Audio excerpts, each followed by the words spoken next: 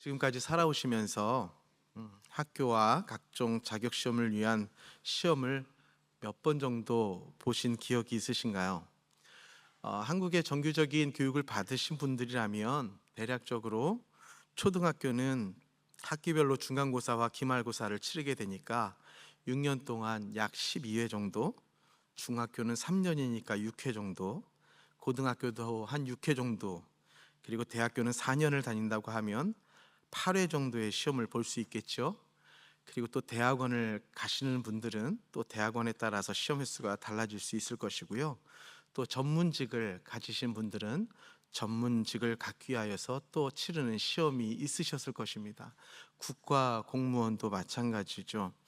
그래서 한 사람이 정규적인 커리큘럼 안에서 교육을 받아왔다고 하면 한 사람의 일생이 적어도 수십 회에서 많게는 수백 회까지도 시험을 치러야 하는 것이 한 사람이 치러야 할 교육과정의 시험의 횟수라고 할 수 있겠습니다. 그런데 여러분, 성인이 되었을 때, 이제 대학을 졸업하고 대학원이 졸업을 되었을 때, 그때부터는 급격하게 사회에서 요구하는 시험의 숫자가 줄어들기 시작하죠. 거의 전무하다시피 보지 않는 경우도 있을 것입니다. 운전면허 시험을 본다면 모르겠지만 말이죠.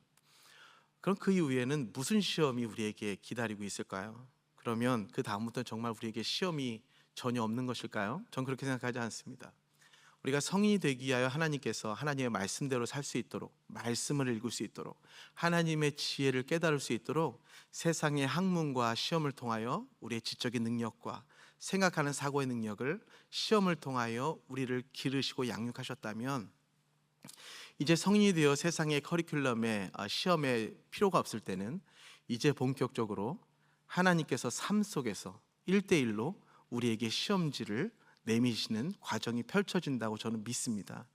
여러분, 그럼 여러분들은 학교에서의 학과의 시험이 아닌 인생에서 하나님께서 내미시는 시험 문제를 몇 번이나 받아보셨는지요?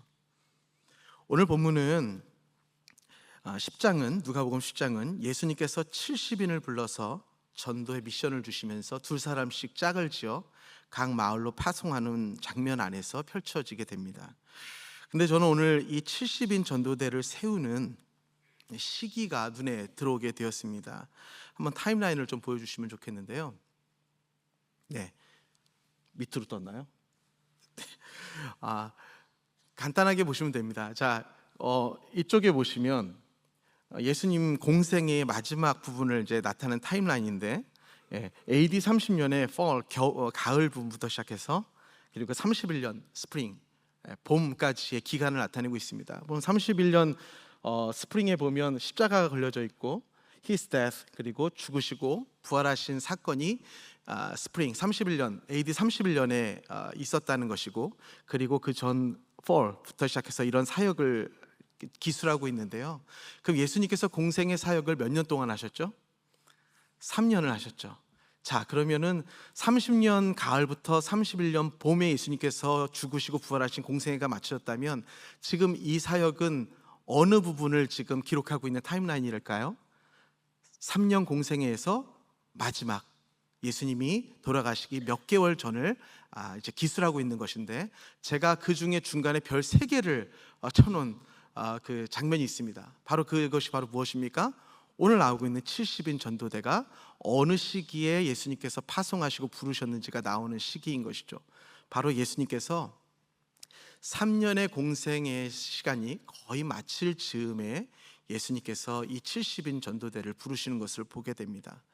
왜 예수님께서 마지막 즈음에, 왜 예수님께서 이때에 이 70인의 전도대를 부르셔서 그들에게 전도의 미션을 주시고, 이제는 너희는 전대나 아무것도 가지지 말고 오직 내 이름을 가지고 가서 전도를 하라고 예수님께서 그러한 미션을 그들에게 주셨을까 생각을 했을 때, 그 70인들은 이미 예수님이 3년 동안 공생애를 하실 때에 예수님이 하셨던 말씀, 예수님이 베푸셨던 기적들, 예수님께서 보이셨던 그 모든 것들을 눈으로 보고 배웠던 사람들일 것입니다. 그럼 그 사람들이 예수님께서 하시는 것을 옆에서 보고 하시는 하늘의 말씀을 들으면서 이제는 그들이 머릿속에만 있는 자신의 말씀이 아니라 삶 속에서 이 말씀이 어떻게 능력 있게 워킹을 하는지, 어떻게 능력 있게 이것이 내 삶 속의 문제들을 풀어낼 수 있는지, 어떻게 믿지 않고 하나님을 받아들이지 않는 자들에게 그 예수님께서 전도하셨던 그 모습이 나에게서도 흘러나갈 수 있는지, 예수님께서는 이 3년 공생의 마지막 즈음에 그들을 부르셔서 내가 가르친 것을 잘 숙지하고 있는지 확인하기 위하여 기말고사를 치르시는 것이라는 저는 생각이 들었습니다. 우리의 삶도 마찬가지죠. 예수님은 분명히 우리에게 가르쳐 주셨던 것들을 우리의 머릿속에 있는 것으로 원치 않으시기에 하나님은 우리의 삶 속에 사건을 만드시고 우리의 삶 속에 상황을 만드셔서 하나님께서는 이 문제의 답이 너는 무엇인지 알고 있니? 라고 물으신다는 것입니다. 그래서 첫 번째, 시험은 반드시 필연적으로 필요한 것입니다. 믿음의 시험은, 예수님께서 우리에게 주시는 시험은, 또 성경이 우리에게 주시는 시험은 하나님과 세상 앞에 우리의 신앙이 있음을 증명하는 과정이 되어지고 우리의 신앙이 있음을 드러내는 과정이 되어집니다. 성경 말씀에 시험에 대해서 이렇게 말씀을 하십니다. 야고보서에 보니까 시험을 여러 가지 당하거든 기쁘게 여겨라. 왜냐하면 그 시험이 너희의 인내를 만들어 가게 된다라고 말씀하시고, 또 고린도후서에서는 이렇게 말씀하십니다. 너희는 믿음 안에 있는가? 너희 자신을 반드시 시험을 해야 한다. 그리고 그 시험 안에서 너의 믿음이 확증이 되어야만 한다. 그래야 그 너의 삶 속에 살아계신 예수 그리스도께서 너희 안에 계신 것이 너희가 알게 되어지고, 너희가 만약에 그 시험 속에서 예수 그리스도께서 드러나지 않으면 너희는 버림받은 자다 라는 말씀을 하고 계시기에, 하나님께서 우리에게 주시는 시험의 과정은, 기말고사는 반드시 필연적으로 필요한 것이죠. 다니엘도 그랬습니다.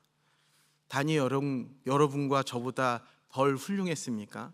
여러분들 하루에 3번씩 창문을 열어놓고 저 하나님의 계신 성전을 향하여 기도하고 계십니까? 사자굴에도 들어가실 수 있습니까? 풀무불에도 들어가실 수 있습니까?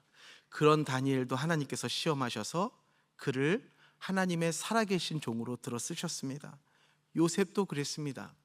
요셉도 하루아침에 국무총리가 되었습니까? 너무나도 풀기 어려운 시험 문제가 늘 그의 삶의 앞에 있었죠. 그런데 그때 그는 하나님께서 기뻐하시는 정답을 적을 수 있었기에 그는 하나님 앞에 붙들려 하나님께서 쓰시는 귀한 종이 되었다는 것을 우리는 잊을 수 없습니다. 여러분, 시험 문제가 우리에게 주어질 때는 그 시험 문제를 푸는 방법이 반드시 있습니다. 그 방법이 바로 무엇일까요? 오늘 본문을 보면 이렇게 그들이 예수님께 찾아와 이야기를 합니다. 70인이 기뻐 돌아와 이르되 주여, 주의 이름이면 귀신들도 우리에게 항복하더이다 하면서 전도를 마치고 돌아온 전도대가 이렇게 예수님 앞에 보고를 하는 것입니다. 굉장히 기쁜 마음이 담겨 있다는 것이 느껴지지 않으세요? 굉장히 업이 된 거예요. 뭔가 예수님께 자랑하고 싶어서 한껏 고무된 마음으로 와서 헐레벌떡 가서 예수님 하면서 털어놓는 모습이, 주님의 이름으로 이야기를 했더니 귀신들도 우리에게 항복을 하던데요 하면서 전도의 보고를 하고 있습니다. 제가 이번에 전도폭발 담당 교육자인데요, 우리 전도폭발 스태프진들 이러한 놀라운 간증이 날마다 일어나기를 축복드립니다. 얼마나 기뻤겠어요. 얼마나 기뻤겠어요. 근데 여기서 재밌는 건 뭐냐면, 왜 이렇게 오자마자 많은 간증거리가 있었을 거 아니에요. 전도를 할 때 많은 일들이 일어났을 거란 말이죠. 그런데 왜 유독 가장 먼저 예수님께 돌아와 막 고무된 모습으로 우리가 귀신을 항복시켰습니다라는 귀신 항복에 대한 간증을 가장 먼저 꺼내 들었을까요? 거기에 무엇이 숨어 있을까요? 바로 그들이 그 당시에 사람들이 무엇을 가장 두려워했는지가 드러나기도 하는 이면성이 있는 거죠. 가장 하나님 앞에 자랑할 수 있는 것, 가장 예수님 앞에 자랑하고 싶었던 것, 그것은 바로 무엇이냐면 모든 사람이 가장 두려워하는 것, 모든 사람이 가장 피하고자 하는 것, 모든 사람이 가장 맞닥뜨리고 싶지 않은 그것이 예수 그리스도의 이름으로 해결되었기 때문에 바로 가장 두렵고 가장 사람들에게 있어서 공포의 대상이었던 그것을 예수님 앞에 가장 먼저 자랑하고 싶지 않았을까요? 제가 이 말씀을 준비하면서 재밌는 걸 하나 발견했어요. 뭐냐면 오늘도 우리가 전도대가 돌아와서 예수님 앞에 귀신을 항복시켰던 것을 간증하고 있지만, 바로 우리가 전에도 어떠한, 여러분 큐티를 해오시면 알겠지만, 누가복음 9장에 어떤 한 사람의 하나밖에 없는 외아들이 귀신에 들려서 제자들에게 고쳐달라고 했더니 제자들이 고치지 못해서 예수님께 꾸짖는 장면이 나오고, 그 전에 보면 또 거라사에 귀신 들린 장면이 나옵니다. 여러분 신약 성경에 보면 여기저기 곳곳에 예수님이 사역하시는 공간에 귀신 들린 자들이 너무 많이 나와요. 근데 여러분 조금만 더 타임라인을 앞으로 가져가서 구약 성경에서 귀신 들린 사람 본 적 있으세요? 구약 성경에서 규례에서, 율법에서 귀신 들린 자를 어떻게 하라는 규례를 보신 적 있으세요? 없더라고요. 제가 그래서 구약 성경에 귀신 들린 사람을 열심히 검색을 하고 사전을 찾아보고 또 제가 가진 프로그램으로 열심히 찾아봤지만 없더라고요. 귀신 들린 사람은 이렇게 하라는 규례조차도 없고 귀신 들린 사람을 고친 기적의 사건도 없더라고요. 그런데 딱 한 군데 나오는 데가 있어요. 그것이 어디냐? 이스라엘의 초대왕, 하나님께서 너무나도 그 마음에 들어서 세웠던 사울왕.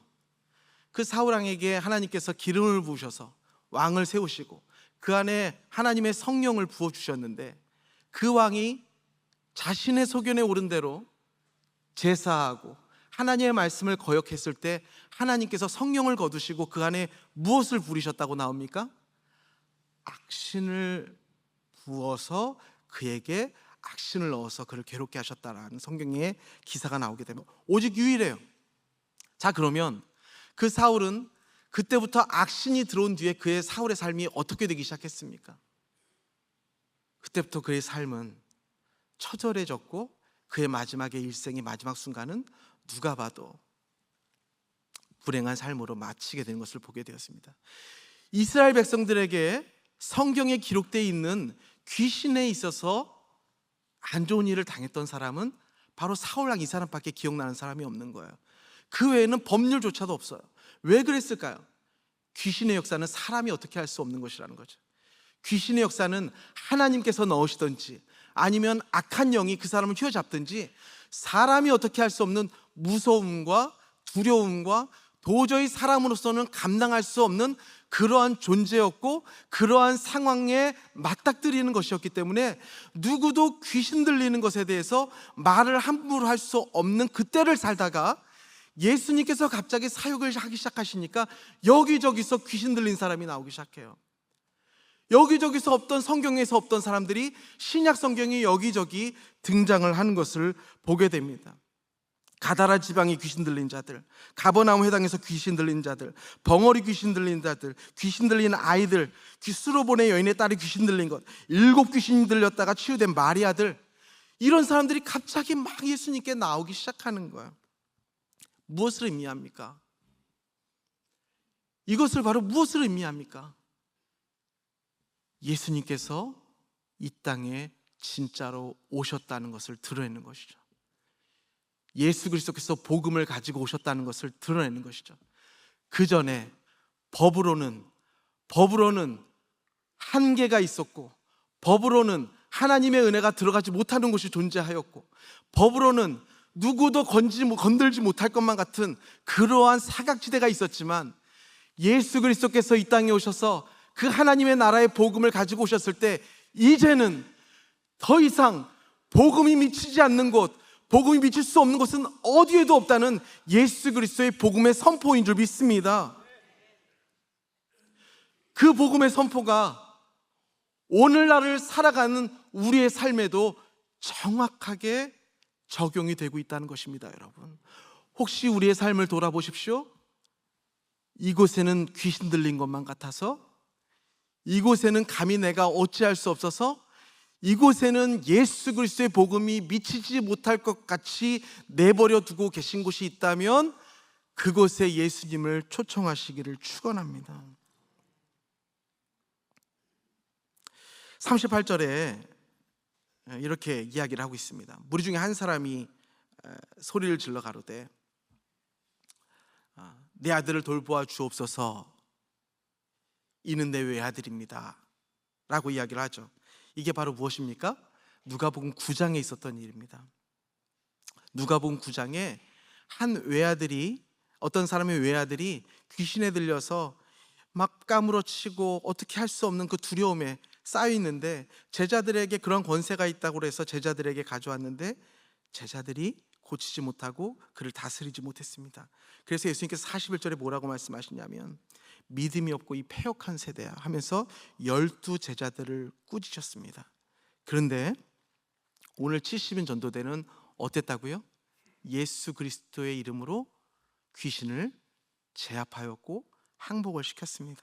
그래서 예수님께 왔습니다. 그럼 오늘 예수님께서는 12 제자들이 귀신을 쫓지 못하여서 이 패역한 세대요, 믿음이 없는 자들하고 아주 상당한 어조로 그들을 꾸짖으셨는데, 그럼 이렇게 예수님의 이름으로 귀신을 항복시켜서 돌아온 이 70인 전도대에게는 어떠한 칭찬을 하셨을지 기대가 되지 않습니까? 오늘 본문을 봐서 그래서 예수님께서 어떤 칭찬을 하셨는가 보면 예수님께서 이르시되 사탄이 하늘로부터 번개같이 떨어지는 것을 내가 보았다. 내가 너에게 이 모든 권세와 능력을 주었다. 그러나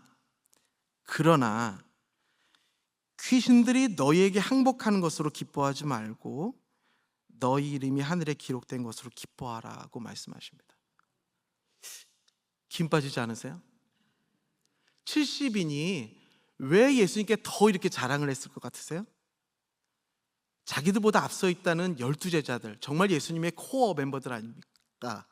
예수님하고 자구 먹고 하는. 근데 자기들은 어쩌면 그 바운더리에서 조금 뒤로 밀려있는 70인이 될 수도 있는데 그 12 제자는 분명히 자기들이 며칠 전에 예수님께 귀신을 쫓지 못해서 이 패역한 세대라고 욕을 먹는 걸 봤어요. 그런데 어떻게 보면 제자들보다 조금 더 예수님과 거리감이 있는 자기들인 것 같은데 자기들은 예수님의 이름으로 귀신을 제어했단 말이죠. 그럼 예수님께 가지고 왔으면 이들의 마음속에 어떠한 마음으로 예수님 앞에 왔겠어요? 예수님이 굉장한 칭찬을 해주시겠구나. 그렇잖아요. 12 제자가 귀신을 쫓지 못해서 그렇게 혼났으니까 우리가 예수님의 이름으로 귀신을 쫓아내고 제어했으니 너희가 짱이야. 야, 12 제자 다 필요 없어. 야, 내가 얘네들하고 뭐 한 거야?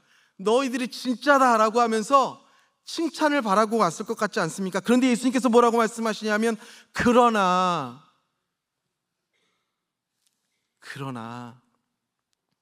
너에게 항복하는 것으로 기뻐하지 말고 너희 이름이 하늘에 기록된 것으로 기뻐하라고 말씀하십니다. 칭찬이 아닙니다. 70인 전도대가 바랬던 칭찬이 아니에요. 그럼 이것은 무엇입니까? 귀신을 쫓아내고는 왔으나 너희가 뭔가를 잘못 보고 있어. 그럼 예수님께서 내미시는 시험 문제의 풀이의 원칙이 궁금하지 않습니까? 한국의 대학 수학능력 시험, 수능이라는 게 있다고 하죠. 그 수능에 있어서 언어 영역을 풀이하는 원칙, 방법이 있다고 하는데 이런 방법이 있다고 합니다. 첫 번째, 필자의 의도에 주목해라. 둘째, 문맥을 중요하게 생각해라. 셋째, 구체적 진술과 추상적 진술과의 관계를 잘 파악해라. 넷째, 근사한 오답에 속지 말아라. 지금 제자들은 예수님께서 내모신 기말 시험에 있어서 저 풀이의 원칙에 무엇을 조금 간과하고 있는 것 같으세요? 아마 4번이 아닐까 싶습니다. 근사하다는 건 굉장한 것을 의미하기도 하잖아요. 여러분 혹시 여러분들의 삶 속에 너무나도 좋은 일이 일어나서 정답을 써야 하는 정답의 오답을 기입하고 계시지는 않습니까? 여러분 삶 속에 믿었던 사람에게 배신을 당해서 정답을 써야 하는 곳에 굉장한 나의 고난을 적어가고 있지 않습니까? 빨리 지우십시오. 그리고 다시 블랭크로 만들어 놓으십시오. 그렇게 풀면 예수님께 칭찬을 얻지 못합니다. 예수님께서는 세 번째로 시험 문제의 정답을 분명하게 알려주십니다. 21절에 보니까 이렇게 말씀을 하시죠. 갑자기 기뻐하십니다. 그들을 칭찬하시는 게 아니라 너희가 하늘의 이름이 기록된 것으로 기뻐해야 된다. 귀신이 쫓아난 것이 중요한 것이 아니라 너희가 구원받은 것을 오히려 기뻐해야 된다 하며 시험 문제를 푸는 원칙에 있어서 모든 하나님께서 우리에게 내미신 시험 문제의 방법은 거룩과 구원의 방법 안에서 시험 문제를 바라봐야 한다 말씀하시면서 갑자기 예수님께서 정답을 말씀하시기 전에 기뻐하십니다. 성령으로 기뻐하십니다. 여러분, 기쁨은 성령으로 기뻐하는 것이 최고인 줄 믿습니다.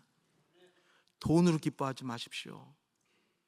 사람을 이긴 것으로 기뻐하지 마십시오. 세상의 유흥으로 기뻐하지 마십시오. 자녀의 학교의 합격으로 기뻐하는 것을 모두 다 써버리지 마십시오. 성령으로 기뻐하십시오. 예수님께서는 귀신이 떨어진 것으로 기뻐하지 않으셨습니다. 예수님은 성령으로 인해 기뻐하시면서 이렇게 말씀하십니다. 천재주제이신 아버지여, 이것을 지혜롭고 슬기 있는 자들에게는 숨기시고 어린아이들에게는 나타내심을 감사합니다. 옳습니다. 이렇게 된 것이 아버지의 뜻입니다. 내 아버지께서 모든 것을 내게 주셨으니 아버지 외에는 아들이 누구인지 아는 자가 없고 아들과 또 아들의 소원의 계시를 받은 자 외에는 아버지가 누구인지 아는 자가 없나이다 하시고 제자들을 돌아보시며 조용히 이르시되 너희가 지금 보는 것을 보는 눈이 복이 있다. 이것이 오늘 내가 너희들에게 내민 기말고사의 정답이다. 귀신이 떨어지는 일이 정답이 아니라 그 안에 살아있는 나 예수 그리스도를 보는 것이 정답이라고 말씀을 하십니다. 하나님께서 우리에게 기말고사의 시험지를 내미실 때 우리는 나에게 일어난 사건과 엄청난 일에 대하여 그거 안에서 정답을 찾으려 하는 것이 아니라 이 일을 통하여 하나님께서 나와 우리의 가정과 우리 회사와 우리 교회와 이 나라에 어떻게 해서 구원을 주시고자 하시는지, 어떻게 해서 은혜를 주시고자 하시는지, 어떻게 해서 거룩을 이루고자 하시는지 이 방법으로 그 문제를 들여다보면 그 안에 정답이 보이게 되는데 그 안에 정답이 무엇을 보이냐? 바로 예수 그리스도가 계신 것이 보이게 된다는 것입니다. 오늘 귀신 들린 자를 쫓아냈다고 얘기해서 제가 이 말씀을 준비하며 생각나는 일이 있습니다. 제가 목사가 왜 됐는지 아세요, 여러분? 저는 지금 목사가 안 됐으면 저 이태리 가서 열심히 세레나데를 부르면서 그게 평생 살았을 것입니다. 뭐 유명한 사람이 되든 안 되든 전 건 상관이 없었어요. 제가 음대를 들어가려고 했을 때는 하나님께서 저에게 노래하는 기쁨을 주셔서 평생 노래를 하면서 살고 싶은데 한국은 그러한 풀이나 클래식할 또 오페라 같은 시장이 많지가 않아서 그냥 저 유럽 이태리에 가서 살면서 평생 노래하면서 살아야겠다라고 생각하면서 저 음대를 들어갔었습니다. 근데 이렇게 음대를 들어가서 한참 음악을 내가 그렇게 꿈을 가지고 배우려고 했던 음악을 배울 때에 1학기도 채 되지 않아서 저에게 이상한 일이 일어났어요. 갑자기 제가 기억합니다. 이제 집에 오려고 이제 지하철 2호선을 타고 잠실역에서 아니라 저희 집이 하남시였거든요. 잠실역에서 버스를 기다리고 있는데 초여름이었어요. 햇볕이 이렇게 비춰지는데 갑자기 식은땀이 막 나기 시작하고 심장이 멈추지 않고 막 뛰기 시작했습니다. 그래서 그 건강한 남자 청년이 갑자기 인도에 주저앉게 되었습니다. 근데 그날부터 저에게 이상한 일이 일어나는 거예요. 잠을 잘 수가 없고 밖에 나갈 수도 없고 좁은 곳에 들어갈 수도 없고 사람이 많은 곳에 갈 수도 없고 어디에도 나갈 수도 없고 사람이 있어도 불안하고 없어도 불안하고 잠자다가 죽을 것 같아서 응급실에 가야만 할 것만 같고 죽음의 공포가 밀려오고 막 이런 일들이 일어나는 거예요. 그래서 학교를 휴학을 할 수밖에 없어서 휴학을 했는데, 휴학을 하자마자 어떻게 알았는지 입영 통지서가 날아왔습니다. 근데 너무 제가 지금 이렇게 몸무게가 제가 날씬하잖아요. 근데 그때도 지금처럼 날씬했어요. 노래를 하려고 했으니까. 근데 그렇게 저에게 증상이 찾아온 지 한 2개월, 3개월 지나가면서 이제 파운드로는 제가 정확하게 모르겠는데 한국 킬로그램으로는 그때 61kg까지 제가 살이 빠졌어요. 먹지를 못하고 잠을 못 자고 죽을 것만 같고 불안하고 뭔지 모르게 숨을 못 쉴 것 같은 일들이 계속해서 일어나니까, 그래서 어머니가 이 아들을 보다 못해 요청한 게 뭐냐면 목장 목사님, 공동체 목사님, 부목사님께, 우리 담당 목사님께 신방을 요청했죠. 근데 그 신방하시는 우리 담당 목사님께서, 저희 교회가 그래도 하나님께 제일 큰 교회니까 여러 목사님이 계셨지만 그 중에 미국에서 유학을 하고 오신 목사님, 그분이 유일하셨는데 그분이 저희 교회 이렇게 저희 집에 저 때문에 신방으로 오셨죠. 그러면서 저희 증상을 이야기하고 애가 밥도 못 먹고 무서워하고 숨도 못 쉬고 애가 바깥에도 못 나가고 차도 못 타고 높은 데도 못 가고 좁은 데도 못 가고 막 별일이 다 일어난다 이렇게 얘기했더니 그 목사님께서 뭐라고 그러시냐면 얘가 귀신이 역사하고 있습니다. 얼마나 절망이 됐는지 아세요? 근데 입영 통지사가 왔잖아요. 그래서 병원을 한 군데 가보려고 했다가 그 병원에서도 제가 너무 상처를 받아서 나는 귀신 들린 사람이구나. 그래서 제가 엄마 나 그냥 군대 가서 죽을래. 그리고 군대를 가버렸습니다. 근데 하나님께서 군대 가서 이렇게 신병교육 때 가죠. 고문관이라고 하죠. 가자마자 제가 그때 당시 100m도 못 걸었는데 뭘 뛸 수 있겠어요. 고문관이었습니다. 그래서 항상 조교들이 저를 미워했고 항상 저는 어딜 가나 이렇게 좀 제정신이 아닌 애처럼 지나고 있었죠. 그 신병교육대 안에서 많은 얘기를 할 것이 아니라 그 안에서 제가 하나님 앞에 목사로서 콜링을 받았습니다. 그리고 나서 다시는 그 귀신 들렸다고 하는 증상이 저에게 일어나지 않았습니다. 그리고 저는 지금 여러분들 앞에서 찬양을 하고 설교를 하고 있고 평생 하나님을 찬양하는 사람으로 서게 되는 계기가 되었습니다. 알고 봤더니 그게 심각한 공황장애였더라고요. 네. 공황장애 걸린 사람이 꼭 귀신 들린 것 같아요. 멀쩡한데 숨이 넘어가고 멀쩡한데 두려워하고 좁은데 못 가고 멀쩡한데 식은땀이 나고. 여러분들 공황장애 걸린 사람을 불쌍하게 생각해 주시길 바랍니다.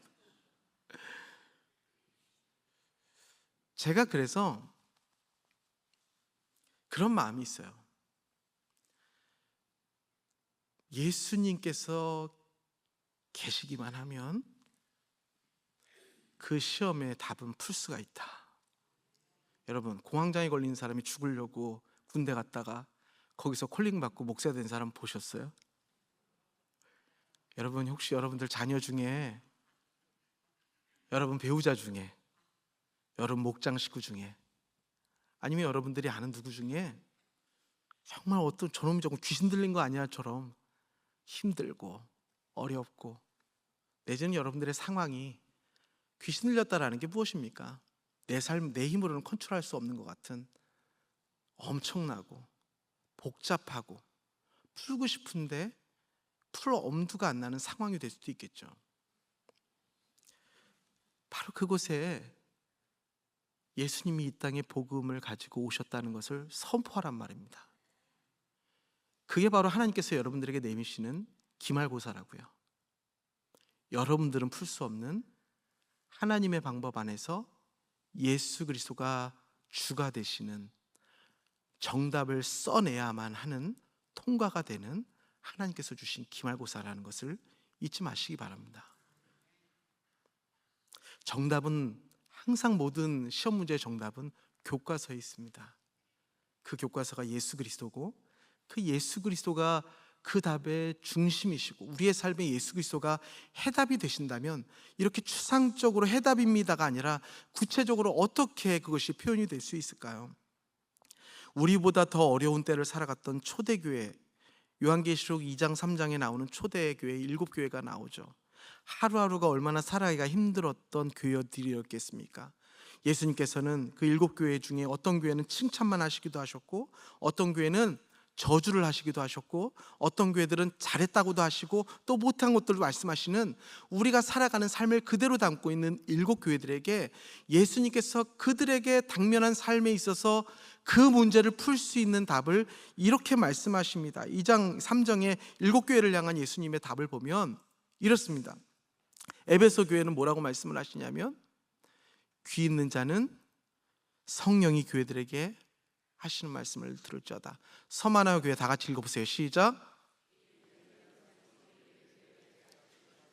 버가모 교회 시작. 두아디라 교회 시작. 사대 교회 시작. 빌라델 교회 시작. 라오디게아 교회 시작. 여러분, 우리에게 일어난 귀신을 쫓아내는 것 같은 사건이 중요한 게 아니라 교회 안에 어떠한 것이 있는 것이 중요한 게 아니라 여러분들의 삶 속에 내가 풀 수 있고 내가 풀 수 없는 것이 중요한 게 아니라 그 안에 예수님을 적어내실 수 있습니까?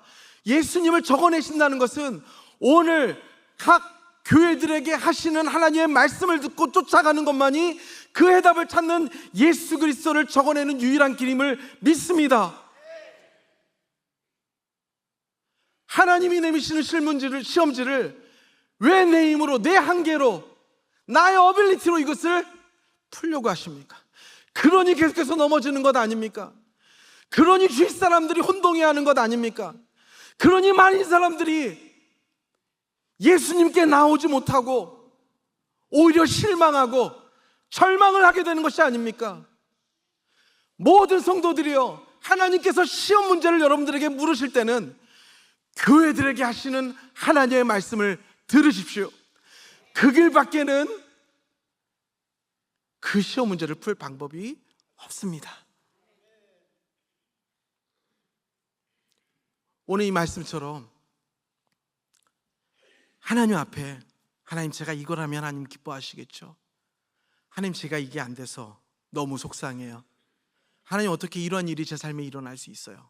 라고 하며 귀신이 항복한 그것으로, 이것이 은혜인 줄, 이것이 하나님께서 나에게 주신 무엇인 줄, 이 고난이 내가 풀 수 없어서, 아무것도 할 수 없어서 막연하게 무기력하게 가만히 그 자리에 서 있는 자들에게 오늘 다시 펜을 들라고 말씀하시고, 또 지우개를 들어야 할 자들에게 지우개를 들라고 말씀하시면서 그곳에 살아서 역사하시는 예수 그리스도를 적으라고.